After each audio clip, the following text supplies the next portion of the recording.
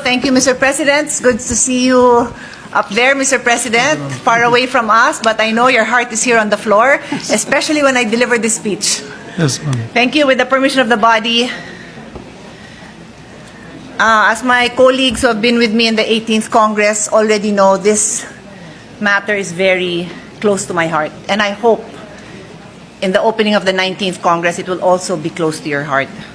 Mr. President, I received news just a few hours ago that the vape bill has just passed into law. Today, the tobacco industry rejoices with the passage of this law. Naloko na naman nila ang taong bayang Pilipino. It is shocking, to say the least, how differently other countries deal with this. In the 18th Congress, we debated and we put on record that some countries have actually banned the use of e-cigarettes, heated tobacco products, and vapes.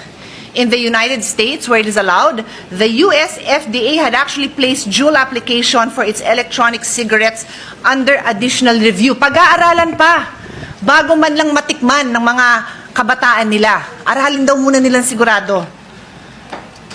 They did this in order to ensure that the e-cigarettes benefit public health. Hindi lang yung wag nakakasama, gusto nila may benepisyo.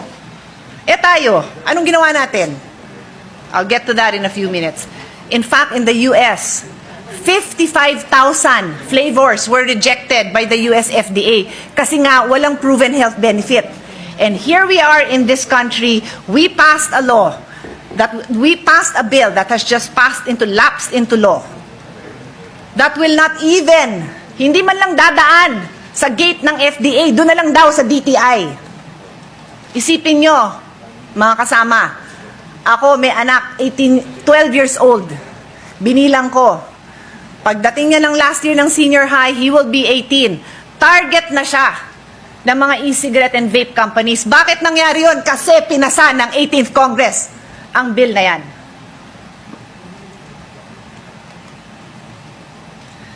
You know, dear colleagues, I felt a glimmer of hope during the SONA yesterday when the President repeatedly emphasized that science will be a cornerstone of his administration's programs sa agriculture, sa health, and education.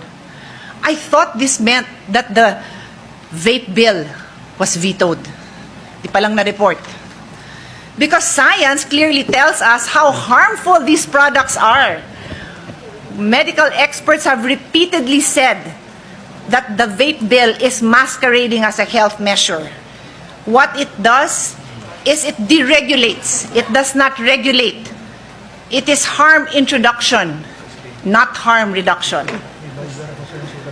To say that I am disappointed in the 18th Congress that passed the bill and with the President for not vetoing it will not do justice to the millions of lives that will be put in harm's way because of the vape bill.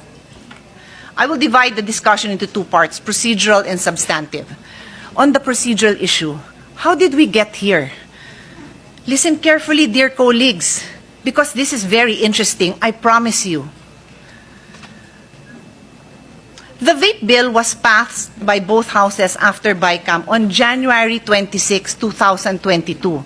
For those who were running for re-election, tandaan nyo yan kasi a few days na lang, magbe-break na, mangangampanya na kayo. January 26. As the campaign went on, I was monitoring and wondering, kailan kaya yan matatransmit sa Malacanang? Dahil, hindi ko dinideny, panay ang padala ko ng prayers, spiritual prayers, and prayers to the President na i-veto niya yan. Tataka ko, March, wala pa. Sige lang, baka documentation, papers. April, wala pa rin. May, wala pa rin. Kalagitnaan ng June, wala pa rin. Hindi pa rin natatransmit sa Malacanang. Ano na nangyari? 5 months passed before that bill was transmitted to Malacanang. 5 months. By comparison, dear colleagues, yung ibang bill, Marawi Siege Victims Compensation Act, was transmitted to the office in less than a month. Foundling Recognition and Protection Act, very close to the heart of my compañera over there, Senator Risa and Senator Grace. It was transmitted to the Office of the President in 2 months. And the Anti-Trafficking Act, again, a bill of our colleague Senator Risa, was transmitted in 3 months. Ito, 5 months. Bakit kaya itong bill na tenga ng ganon? Fina-follow up ko. Nasa desk daw ng ating high officials of Congress. Ano kaya inantay nila? Is it because nabalitaan nila na balak i-veto ni Presidente? Is it because ang balita ay kinaladkad pa doon sa meeting kay Presidente ang mga high officials ng tobacco company para makiusap? Pero ang sagot ni Presidente, kinuwento niya ang kanyang personal health condition na galing daw sa tobacco. Clearly indicating na balak niyang i-veto. Di ko alam. Kwento-kwento lang naman. So eto tayo. 5 months, barely 3 days, just before the weekend na matatapos ang term ni President Duterte, saka pinadala.